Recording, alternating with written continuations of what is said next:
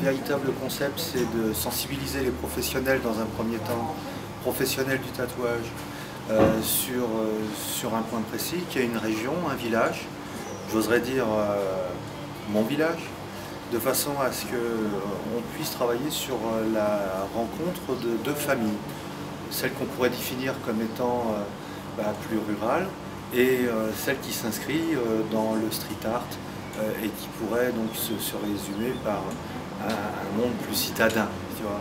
Je pense qu'on a à apprendre des deux familles pour le coup, que ce soit celle qui se rattache le plus à ma communauté professionnelle et puis celle au quotidien dans la vie de tous les jours avec ce qui est un petit village de montagne dans le Cantal et pas n'importe lequel puisqu'on parle quand même de Scholz-Aiguë.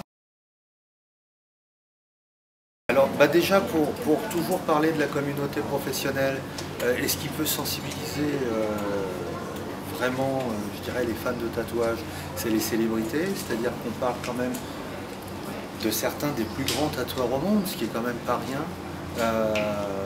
Ensuite sur l'aspect plus local, c'est aussi faire intervenir des spectacles comme des spectacles tahitiens ou aussi des spectacles musicaux qui donnent l'occasion de pouvoir passer un bon moment, tu vois, de partage, et qui s'articulent certes autour du tatouage, parce que forcément, moi je suis tatoueur, donc à organiser un événement comme celui-ci, on parle bien de tatouage. Après, j'ai des partenariats qui permettent, et notamment avec Monster, de faire venir des riders qui vont communiquer sur ce qu'ils savent faire de mieux, c'est-à-dire tout ce qu'on peut imaginer dans le cadre du sport extrême, communiquer sur une jeunesse aussi, une jeunesse que j'aimerais sensibiliser sur cette action qui est celle de dire peut-être qu'il se passe quelque chose d'extraordinaire sur un week-end, chez nous, dans le Cantal, venez.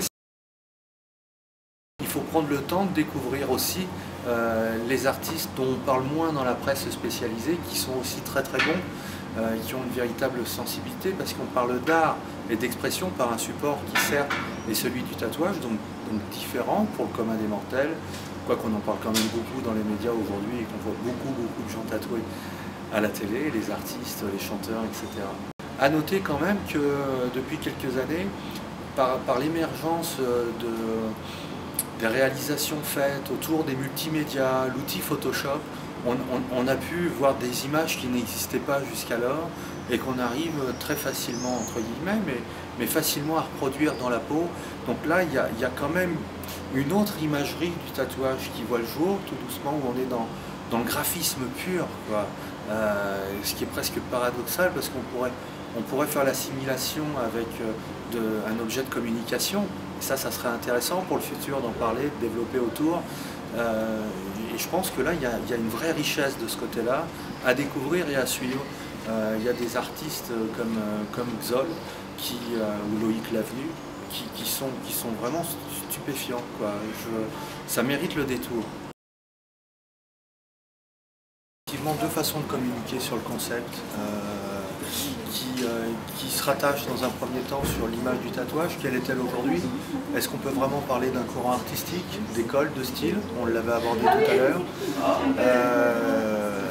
Et aussi sur qu'est-ce que le Cantal aujourd'hui, puisqu'on parle d'une région, d'un village, d'un département.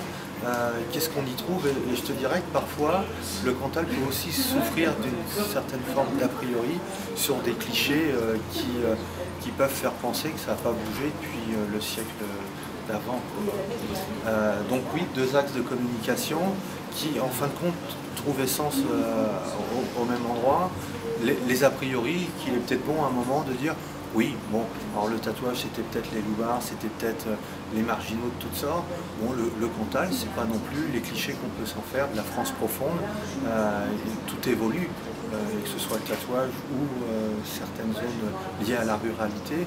Il y a une vraie richesse ici, comme dans ma famille professionnelle. Il y a des gens à découvrir. Il y a de très très belles choses. Certes, il y a aussi des paysages, il y a de vraies sensibilités chez les artistes. Je pense que c'est ça que j'aimerais qu'on puisse mettre en avant.